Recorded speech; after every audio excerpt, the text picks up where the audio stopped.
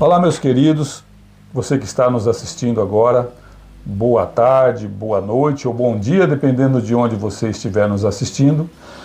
Com grande prazer, é uma honra muito grande nessa tarde estar aqui com o meu amigo pastor Ezequias Alves dos Santos, o pastor que nos anos, precisamente em 1980, fez o meu batismo, não somente o meu, mas de toda a minha família, os meus irmãos foram batizados através do pastor Ezequias Alves.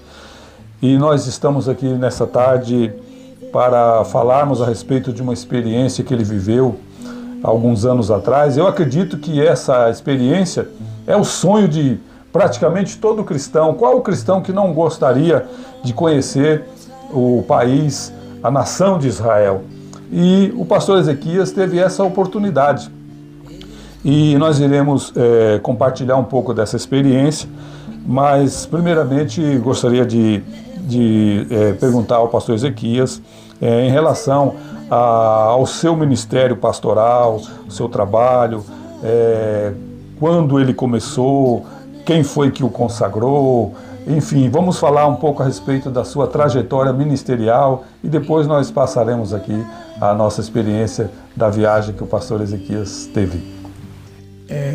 Eu fui consagrado por mais ou menos um ano de 77. 77. E eu tinha 33 anos, aproximadamente 33 anos. Já era casado? Já era casado, já tinha praticamente 2 filhos, que eram o Elias, mais velho, e a Miriam. E depois eu tive, nasceram mais 2 filhos, que foi a Eliane e a Débora. Mas na época eu tinha 2 filhos, um casal. E eu fui consagrado por um conjunto de pastores, e o presidente do concílio foi o pastor Sisterval Gomes de Araújo, e o orador foi o pastor Abraão Carneiro. Havia mais ou menos 6 a 8 pastores que estavam prontos a formar o presbitério ou o concílio pastoral, e que me consagraram numa noite do mês, cujo a lembrança não tem no momento, mas foi mais ou menos em 1977. Olha. E ali eu já dirigi a mesma igreja 6 anos antes de ser pastor, já era dirigente. Mas ali os pastores foram convidados pela igreja e eles me consagraram numa noite muito boa, muito agradável. Era um dia de sábado, quando nós tivemos um bom auditório e gente de várias igrejas estiveram conosco. E ali foi um culto maravilhoso, um culto abençoado, quando nós tivemos ali o orador pastor Abraão Carneiro, que nos trouxe uma mensagem, e a mensagem foi ali em Timóteo, não lembro o capítulo, mas que diz assim: fortifica-te na graça, tu, pois, meu filho, fortifica-te na graça que há em Cristo Jesus. E essa mensagem foi muito importante para a minha vida, porque teve parte da mensagem que foi uma profecia e que ela se cumpriu em minha vida. Acabou sendo um pilar, né, do seu ministério. Foi um pilar do meu ministério. E eu me lembro como se fosse hoje, que se cumpriu a respeito das lutas que eu ia ter no ministério. E essas lutas aconteceram e eu fui vencedor pela graça e misericórdia de Deus, e o ministério cresceu muito, cresceu E nós tivemos, quando começamos o ministério, fora o tempo que eu passei dirigindo, foi 6 anos de direção de trabalho sem ser pastor. E como pastor, a igreja tinha aproximadamente, entre membros e congregados, 28 pessoas.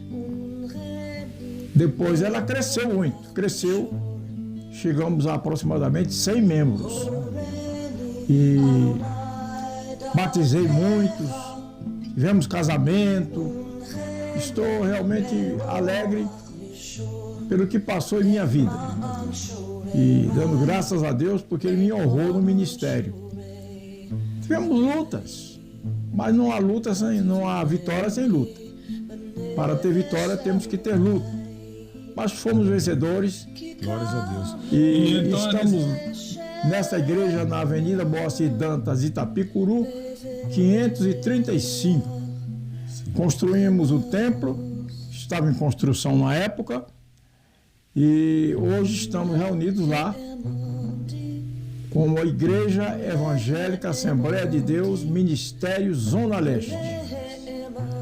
Mas antes eu pertencia ao Ministério Obra da Restauração, embora não estivesse ligado ainda à Assembleia Geral das Igrejas, mas depois de alguns anos eu me liguei à Assembleia Geral das Igrejas, cuja sede ficava no Rio de Janeiro, ainda está lá no Rio de Janeiro. E honro a Deus pelas vitórias alcançadas. E porque hoje a igreja está ainda de pé, se bem com menos membros, mas estamos alegres porque sentimos que o Senhor está conosco. Glória a Deus. Então, pastor Ezequias, sim. Creio eu que durante esses 49 anos, 47 anos do seu ministério pastoral, eu acredito que não foram poucas as vezes em que o pastor ministrou a palavra a respeito da nação de Israel, né? Sim. Então acredito que foi um tema muito explorado. Sim. E aprove ao Senhor honrá-lo, não somente na questão do conhecimento geográfico através da leitura, como literal mesmo, de ter tido o privilégio de conhecer Israel, de estar lá. Né? A Bíblia diz que Jó conheceu, né, no final da sua experiência com Deus, ele dizia que conhecia Deus de ouvir falar, mas terminou a sua experiência, a sua convivência de andar com Ele, né? E com o pastor não foi diferente em relação a Jesus, Deus, e também a Israel. Teve a oportunidade de conhecer a nação de Israel. Então nós vamos falar um pouco a respeito dessa experiência que o pastor teve, porque eu acredito que seja o sonho, o desejo de, digamos, todo cristão gostaria de conhecer a nação de Israel, até mesmo porque é um povo diferenciado, um povo sobre quem existe uma promessa, né? E nós, na verdade, nós somos abençoados através do trabalhar de Deus, através da rebeldia, entre aspas, desse povo, que nós fomos, como a Bíblia diz, que nós somos enxertados, né? Como os ambugeiros. Mas a promessa mesmo está sobre a nação de Israel. E conhecer alguns lugares onde Jesus passou, onde Jesus realizou milagres. Então nós vamos dar a oportunidade do pastor Ezequias estar falando a respeito dessa viagem que ele fez, quando foi, como que foi esse desejo que o pastor tinha, como que isso foi viabilizado, como foi a experiência de chegar, a chegada lá em Israel, o primeiro lugar que o pastor visitou. Poderia passar para nós? Sim. Irmãos, é um privilégio nós conhecermos o povo de Israel. Porque a história de Israel é linda. E a história de Israel, como todo país tem sua história, é uma história bíblica. É uma história que está registrada no Antigo Testamento. E Deus tomou a nação de Israel como uma nação escolhida cuja glória é terrestre, cuja história também é terrestre, mas com a providência celestial, a providência divina. O povo de Israel nos deu a Bíblia. A Bíblia é um livro judaico, tanto no Antigo Testamento como no Novo. Então temos poucos escritores que não foram judeus. No caso, possivelmente o livro de Esther, que é um livro anônimo, ninguém sabe como foi escrito o livro de Esther, quem foi que escreveu, mas pode ser alguém na Pérsia que tenha escrito o livro de Esther, que é uma história muito linda.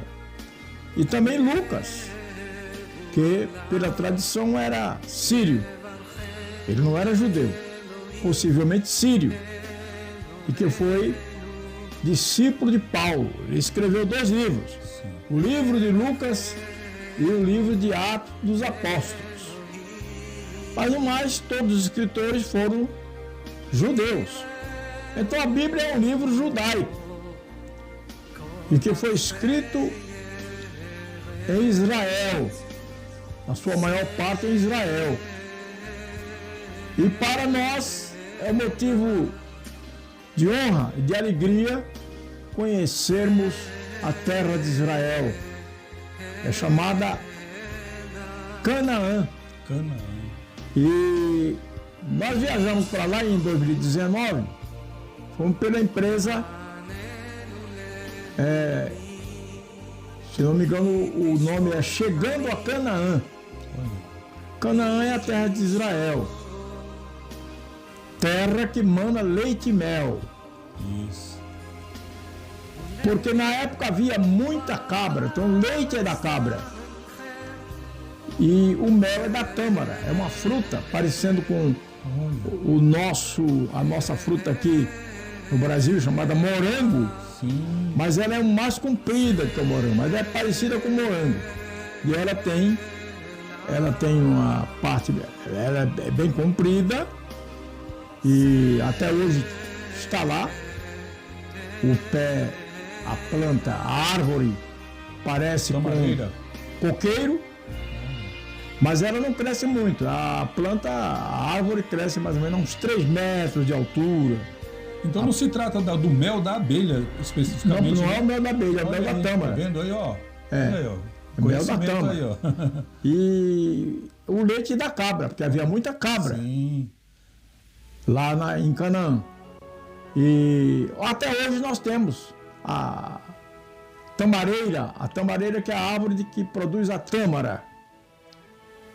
E nós temos também, mas não é como antigamente, a abundância de cabras, de onde se tirava o leite.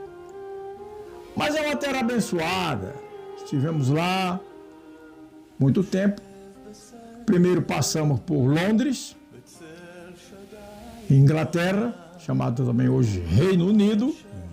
Estivemos em Londres, passamos mais ou menos umas 5 horas em Londres, numa caravana de 25 pessoas, tinha mais ou menos metade católica, metade evangélica, e o que liderava a nossa caravana era o Bispo Renato da igreja, a comunidade Sara a Nossa Terra, e também uma pastora que era esposa dele. Sim. E eles nos levaram a Canaã porque eles eram funcionários da empresa e nos levaram a Canaã. E ali foi muito bom quando visitamos primeiro Londres, passamos 5 horas em Londres, no mês aproximadamente de junho, e depois viajamos para Cairo, capital do Egito. Ficamos lá em Cairo aproximadamente uns 5 dias, 5 dias mais ou menos, no máximo 6 dias, quando visitamos Cairo, visitamos as pirâmides do Egito. Vimos camelos, pessoas que subiram no camelo, algumas mulheres, algumas pessoas que estavam na caravana alugaram o camelo, andaram um pouco de camelo. E tivemos aquelas pirâmides, são famosas, onde foram sepultados as múmias dos faraós. Eles foram sepultados nestas pirâmides. Pirâmides muito grandes, são muito grandes. Eu não posso predizer ou dizer qual a altura dessas pirâmides, mas eu acredito que tem pirâmides ali com mais de 4, 5 metros de altura. E nesses lugares, alguns subiram, foram para aquelas brechas das pirâmides e viram. Eu não fui para entrar nas pirâmides, mas eu vi de mais ou menos mais perto, e calor muito grande, calor causticante, e ali vemos os habitantes do Egito, alguns usam aquele roupão ainda, né? E com alguma coisa na cabeça. Eles são pessoas que habitam, outros vendem papiro, vendem imitação de papiro. Eu comprei alguns também. E tenho o privilégio de conhecer o Egito, conheci pelo menos o Cairo. E ali nós passamos em vários hotéis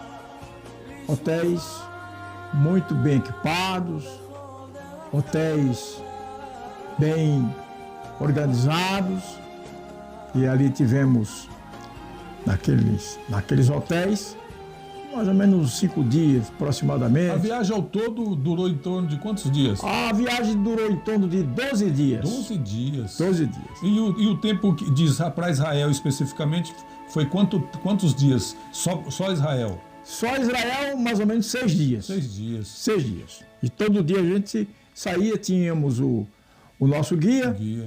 E a primeira cidade? Lá, a primeira cidade que nós visitamos foi primeiramente ali na divisa do Egito com Israel. Ah, tá. Se eu não estou enganado, parece que a cidade era Haifa. Olha. E nós aí fomos atravessando a alfândega, ali onde tem as pessoas que passam, estão sendo revistadas, suas malas. Então tivemos passando ali a parte das revistas do Egito para entrar em Canaã, ou Israel. Logo, do outro lado tem a alfândega, lá o lugar onde as pessoas são revistadas. Sai de uma e entra na outra. Olha. E ali nós fomos revistados e tal. Depois nós passamos. O nosso guia estava esperando lá. O nome dele era Moisés. Ele é vivido do Brasil, ficou no Rio de Janeiro, morando no Rio de Janeiro. Casou com a católica. Olha. E hoje ele está trabalhando em Israel como guia turístico. Ele estava nos aguardando. Quando encontramos com ele, conversamos, e ele se identificou como nosso guia e tal, e subimos um ônibus que estava já nos esperando, um ônibus turístico, e nos levou até a Jerusalém, que é a capital de Israel. Para quem não sabe, sabia que a capital de Israel antes era Tel Aviv. Quando Israel reocupou a sua pátria, em 48, a capital ficou sendo Tel Aviv. Mas hoje a capital é Jerusalém. Tel Aviv é chamada capital diplomática, mas Jerusalém é a capital oficial de Israel. Aí fomos para o hotel, ali nos hospedamos, e fomos conhecendo os lugares turísticos, lugares mencionados pela Bíblia. Foi um prazer enorme estar naqueles lugares. E nós conhecemos vários lugares. Conhecemos ali Jericó, que o povo de Israel tem grande desejo e esperança de reconstruir o templo, que é o terceiro templo, né? O primeiro templo foi o templo de Salomão, o segundo templo, depois do cativeiro, foi levantado. O segundo templo foi o templo chamado Templo de Zorobabel, que foi construído mais ou menos no tempo entre os profetas Ageu, Zacarias e Malaquias. Mais ou menos ali, perto do tempo chamado Silêncio Profético. E esse templo foi construído, chamado Templo de Zorobabel.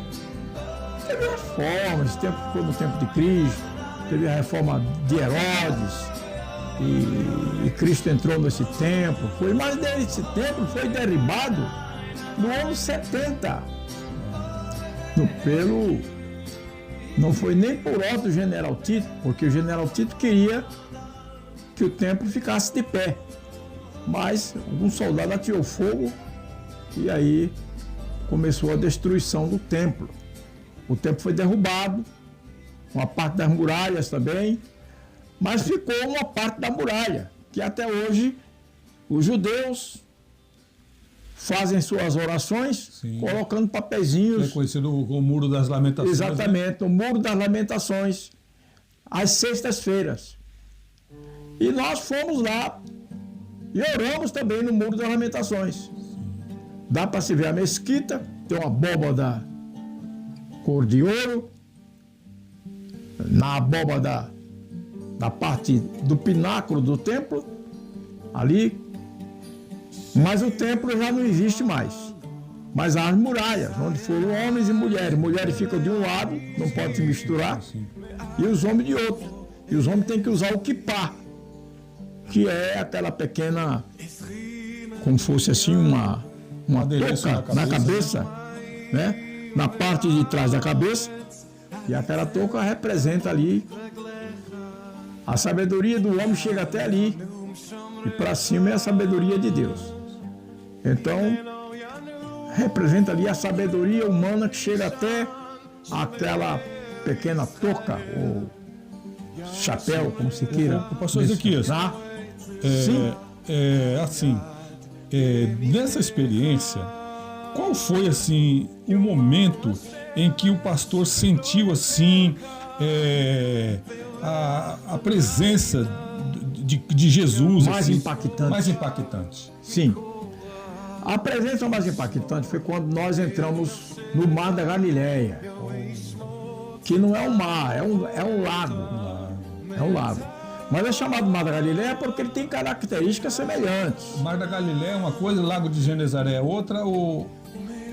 O Lago de Genezaré, eu não me engano, mas deve ser outro. Outro, né? É.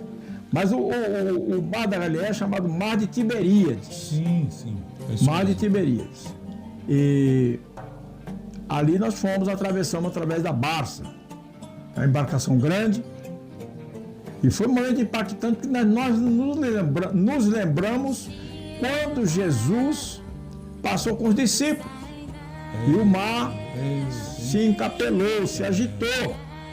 E Tiago dirigia a embarcação e pediu para João que estava dirigindo a embarcação, e pediu para Tiago o ajudar. E Pedro foi animado a chamar Jesus, que estava dormindo na polpa do barco. E Jesus acalmou aquela tempestade, porque o lago tem característica parecida com o mar, que tem ondas, de vez em quando o mar fica agitado e tal, é por isso que chama mar. Mas ele é um lago, mais ou menos uns 30, mais ou menos 7 8 metros de largura, 15 metros de largura por 30 de comprimento. Então é um lago grande, muito grande. E foi um momento impactante porque nós cantamos ali, ouvimos cantar o hino nacional do Brasil e o hino nacional de Israel.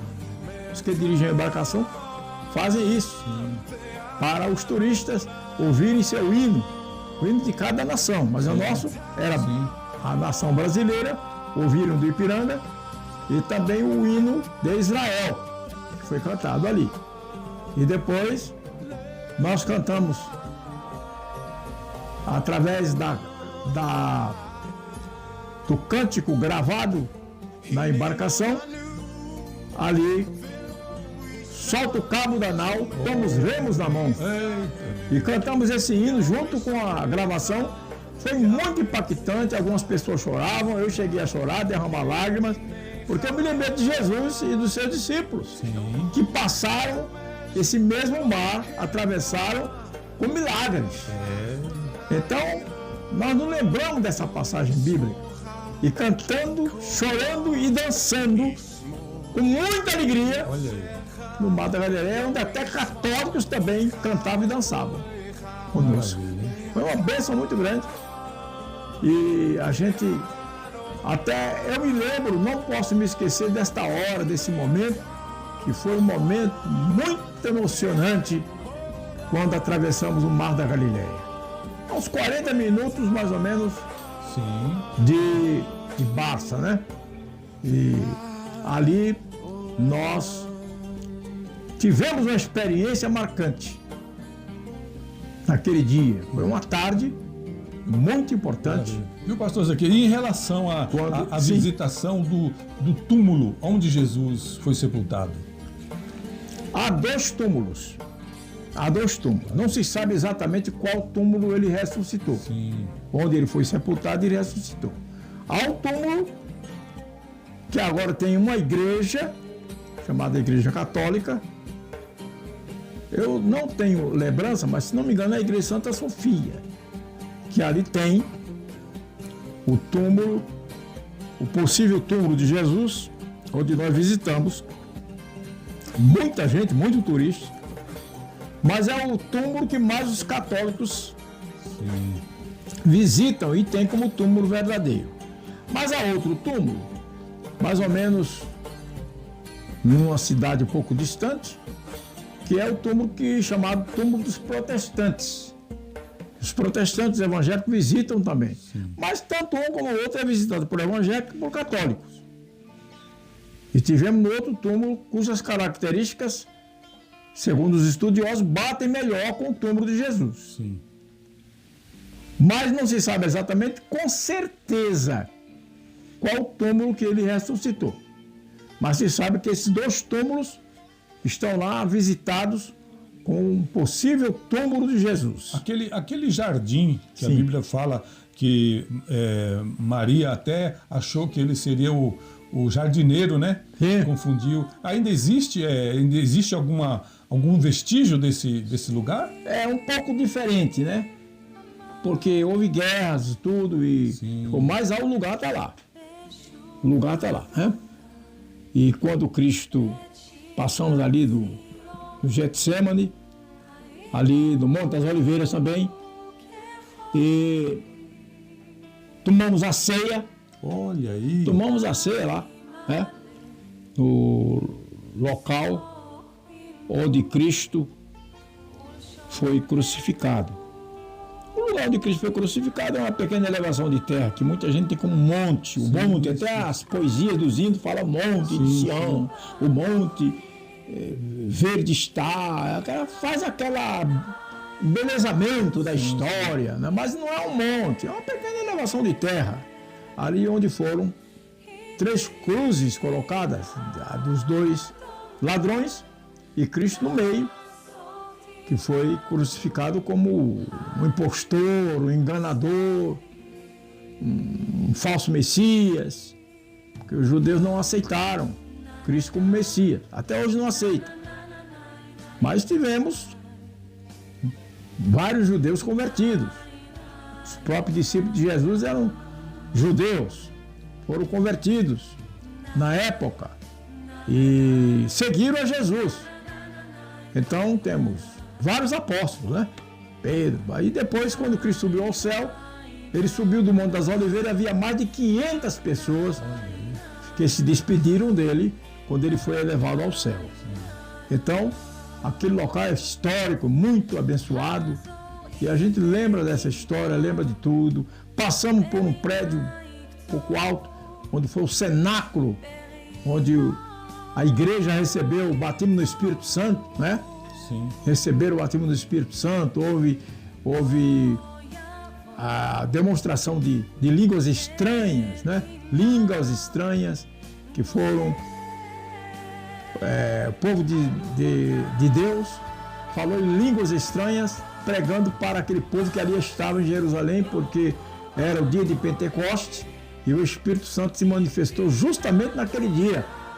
E as nações correram para ver aquele barulho, aquele som, e ali as nações ouviram a pregação do Evangelho. Na própria língua, né? Cada um na sua própria língua. Porque os discípulos falavam a língua que era uma língua para cada nação. Sim. Então o grego falava para o grego, alguém falava em hebraico, outro falava em aramaico, outro falava em latim, outro falava em outras línguas. E assim todos ouviram a mensagem, uns zombavam, mas uma boa parte acreditou que era uma manifestação divina, e houve quase 3.000 pessoas convertidas naquele dia. Então passamos por esse prédio também. Eu não sei precisar qual o tamanho dele, porque passamos um pouco de longe, né? Sim. Não chegamos a entrar nele. Mas o prédio está lá até hoje. A casa, né?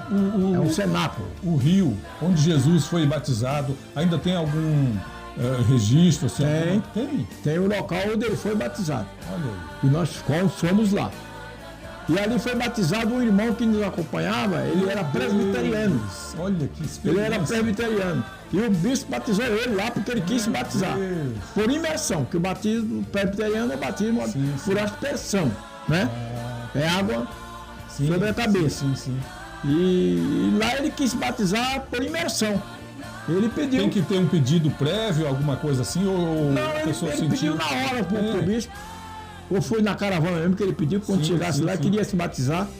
Olha. E ele vestiu uma capa, que eles têm capa branca, né? Como nós fazemos aqui.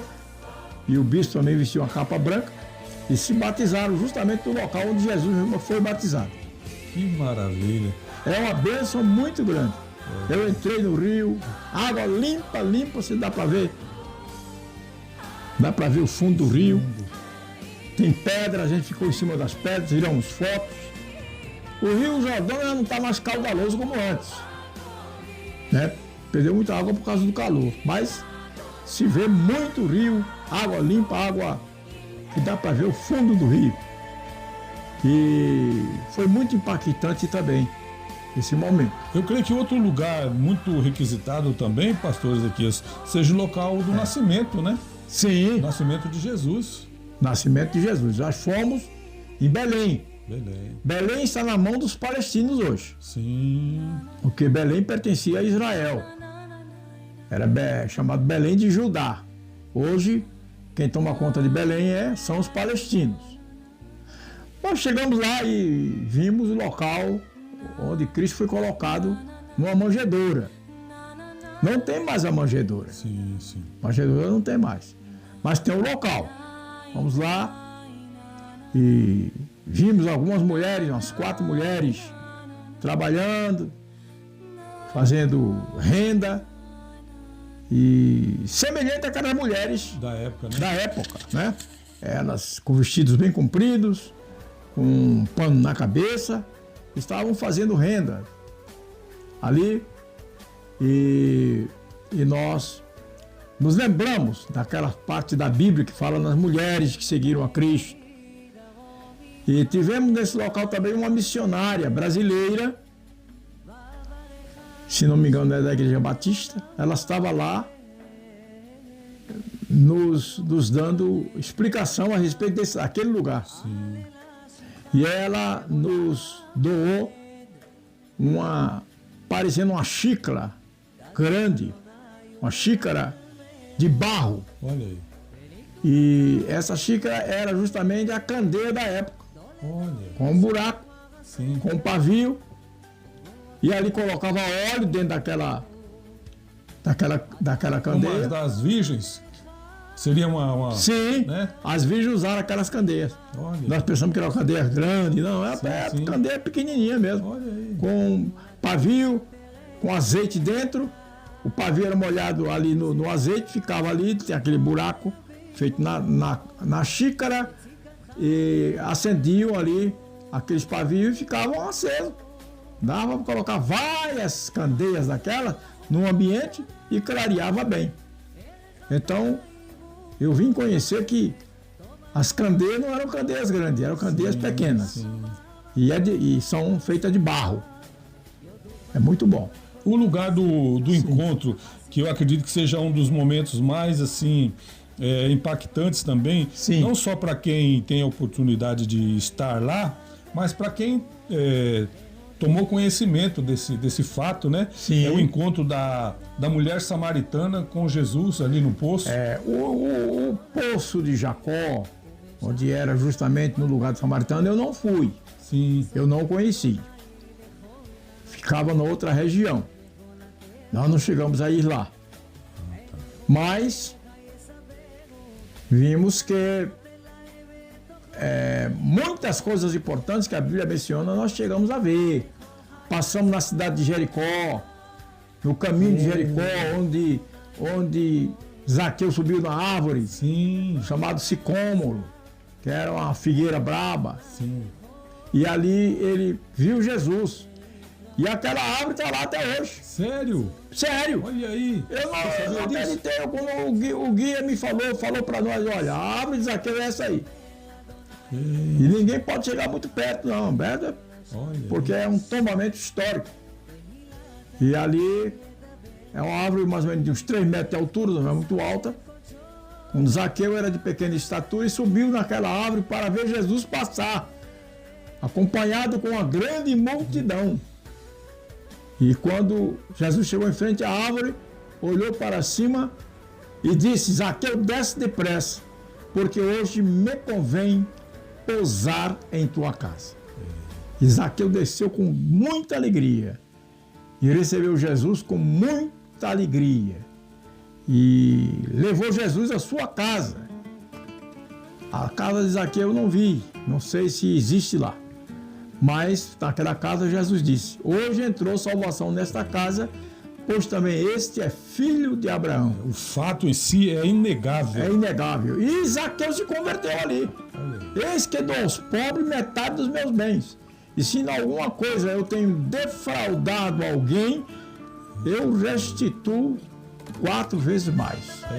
Ali foi a conversão de Zaqueu.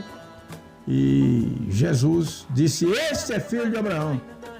Então vemos ali a grande conversão de Zaqueu, cuja história hoje é lembrada pela árvore que se encontra ali. Então é muito impactante essas histórias da Bíblia, quando a gente vê de perto a lembrança das histórias bíblicas que Jesus realmente nos deu ali no Novo Testamento. E quando um dos seus discípulos escreve a história Via Sacra, Via Sacra, que vai direto para o lugar onde Cristo foi crucificado. Nesse lugar existem lojas de ambos os lados. Imita mais ou menos assim a 25 de março. Sim, sim. E qual tipo de material assim, pastor Ezequias? O que se vende com mais assim? O que se oferece mais? Que tipo de... Eles vendem de tudo lá. Vende tudo. Eles vendem terço católico, eles vendem Bíblia católica, eles vendem santos, eles vendem os artigos judaicos, sim, o mezuzá, o menorá, eles vendem também outros artigos judaicos, também. Ele vende de tudo. É como se fosse uma Santa Efigênia de eletrônica. É uma Santa Efigênia de eletrônica. Então ele tem de tudo ali, porque quem visita Israel não é só evangélico. Sim. Ou só o judeu, que o judeu mora lá. Mas árabes, católicos, evangélicos, gente de várias religiões. Sim. Então eles procuram vender de tudo, porque é uma cidade turística. Verdade, cara. Entendeu? Isso é importante. E aquela via, nós não fomos até muito distante, e foi quando Jesus subiu carregando a cruz. Para o texto fala cruz, mas tudo indica que foi o patíbulo. O patíbulo era a madeira que era cruzada por outra horizontal. Então ele não carregava a cruz toda, carregava apenas o patíbulo. Sim. Que era uma madeira porque já pesava 30 quilos aproximadamente. Sim. E Cristo carregou aquela madeira, quando ele cansou, e depois veio um homem, que alguns dizem que poderia ser até Marcos, João Marcos, que pegou e carregou aquela cruz. Ele carregou a cruz após Jesus, que é o patíbulo. Sim. E depois aparece, mas se foi Marcos, naturalmente, Marcos era filha de uma judia que se tornou cristã, chamada Maria, e lá em Jerusalém ainda temos a casa da Maria, que era mãe de João Marcos. Então ali nós estivemos conhecendo a Via Sacra, que já não é mais como estava antigamente, mas agora ela é mais moderna, com lojas de ambos os lados. Sim. Então também foi muito interessante. Então, de todos os locais que o pastor conheceu, visitou, qual é aquele que o pastor diria assim que o que está mais preservado, assim, que pouco se modificou, ou não tem como dar essa... É porque a gente não conheceu os lugares antigos, não sabe como é que foi essa mudança. Mas alguns lugares já não estão mais como antigamente. Houve guerras, vestígios, né? Digamos assim, a modernidade...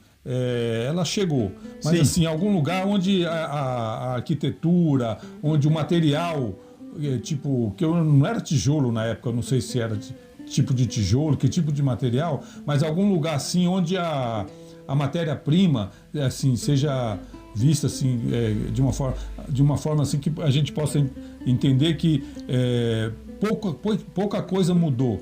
Sim. Não foi modificada assim tão radicalmente. Sim. Israel é muito moderno, viu? Tem alvenarias, construção de alvenaria, como aqui no Brasil. A cidade de Tel Aviv tem grandes prédios. É uma coisa boa de se olhar, de se ver. Começa do Egito, as cidades bíblicas, lugares bíblicos, né? E se bem que muita coisa mudou. Agora o Egito tem muitas estradas agora asfaltadas.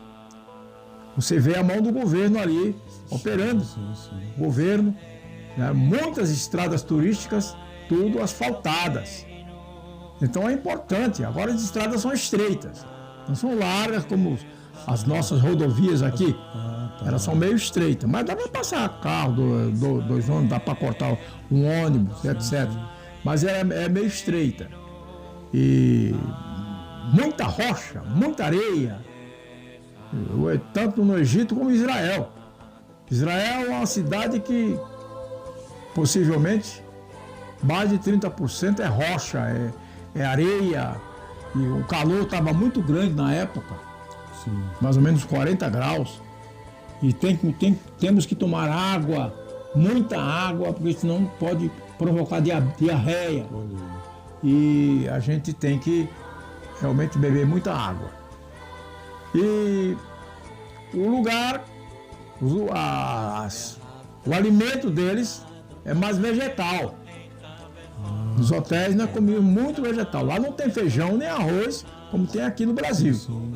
De vez em quando no Oriente Médio aparece um feijão de bico, que é um feijão grande, sim. E um arrozinho árabe, que é aquele arroz bem miudinho. Mas na maioria das vezes nós não vimos nem arroz nem feijão.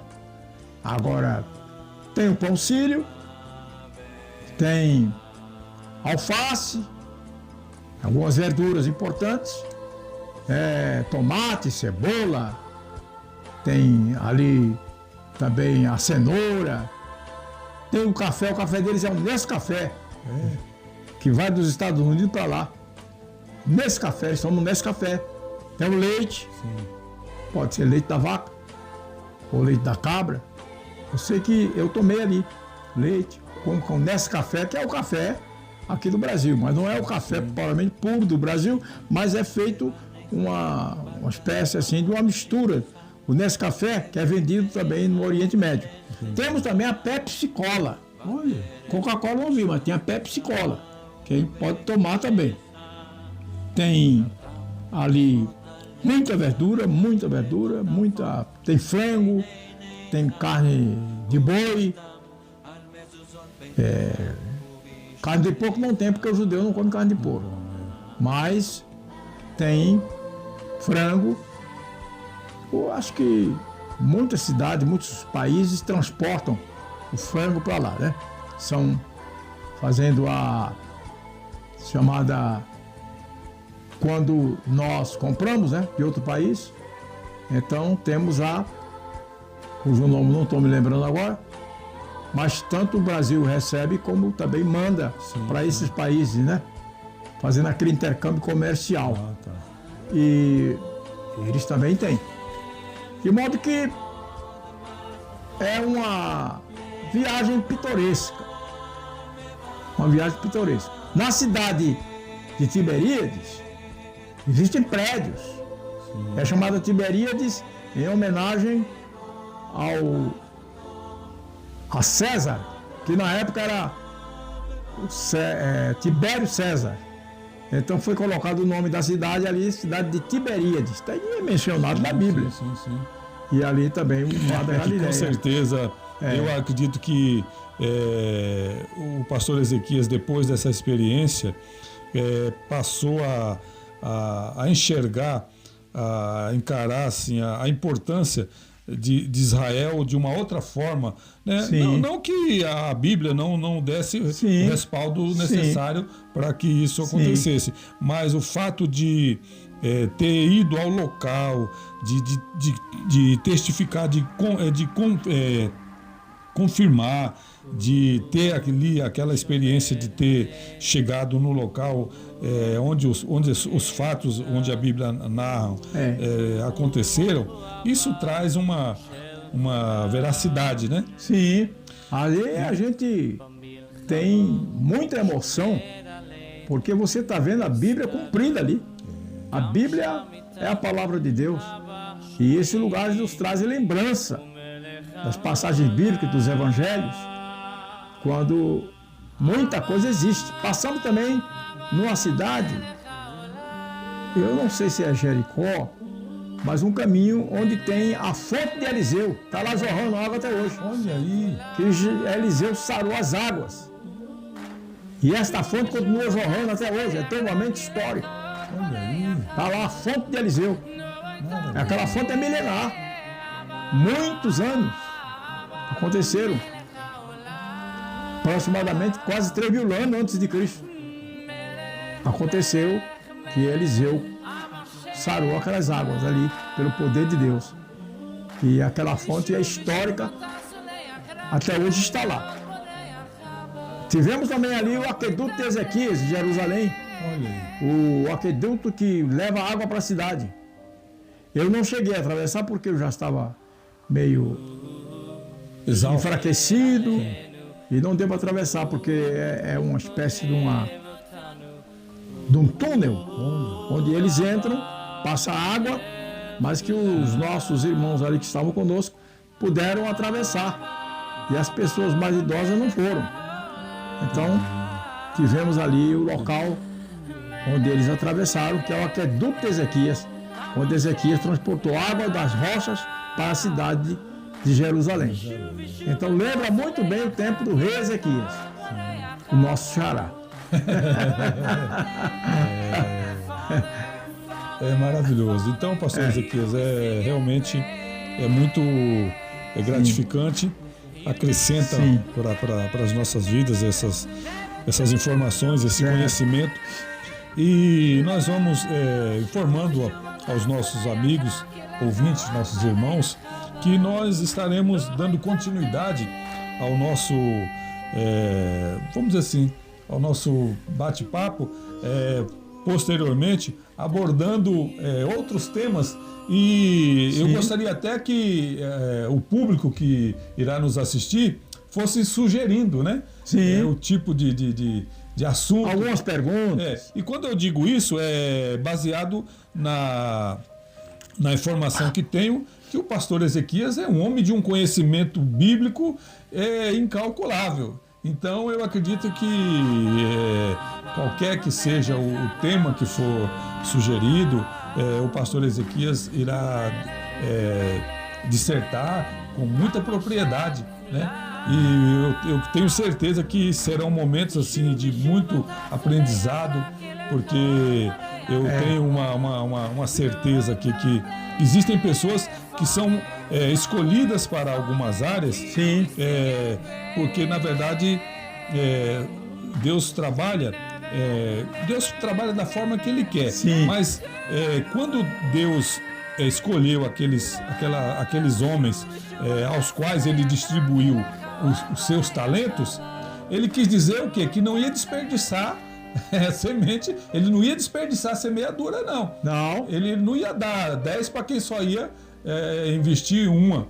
Exatamente. Né? Então ele dividiu a cada um segundo aquilo que ele via, a capacidade de desenvolver. Então eu acredito que quando Deus escolheu o pastor Ezequias, ele olhou e viu e deu essa capacidade do ensino, do mestrado.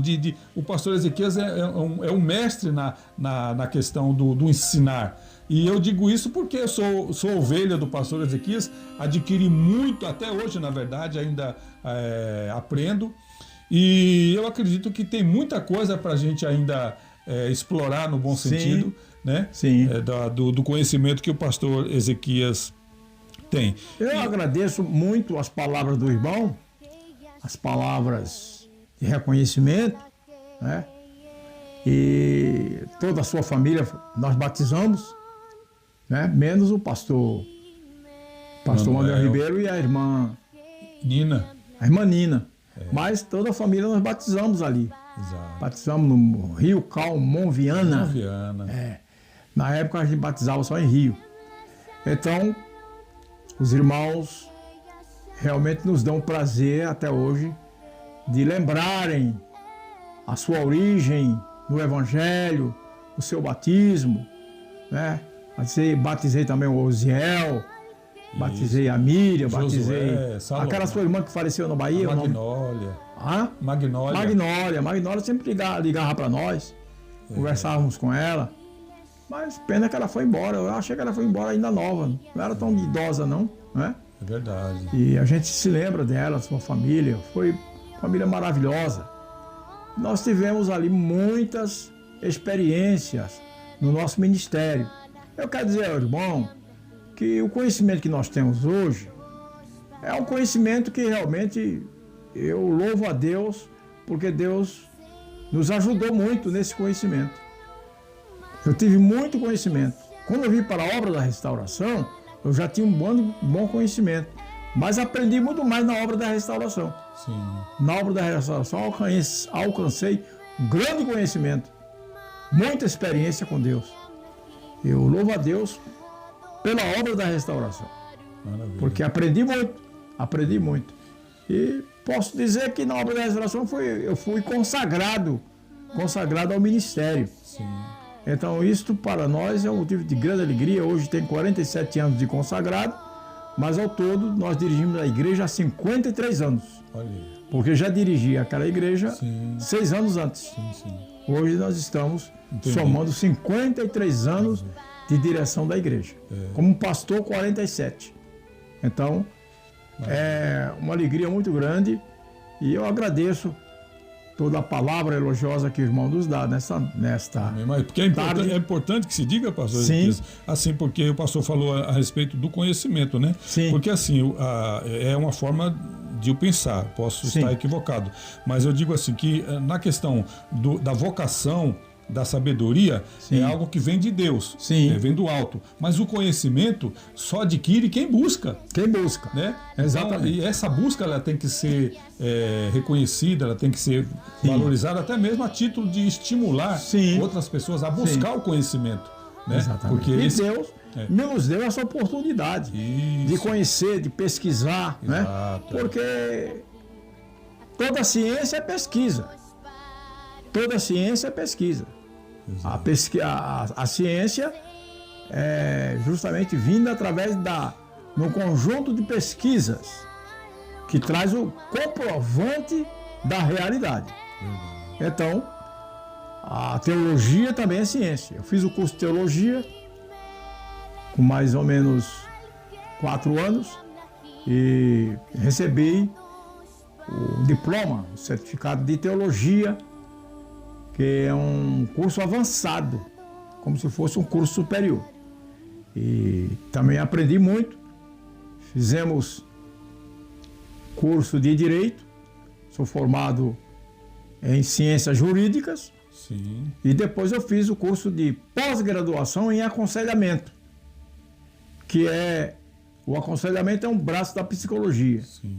Que a gente aprende a fazer aconselhamento com as pessoas, não a psicologia bíblica, não a aconselhamento bíblico, mas o aconselhamento voltado para a psicologia. Sim, sim. E isso nós tivemos 2 anos de pós-graduação.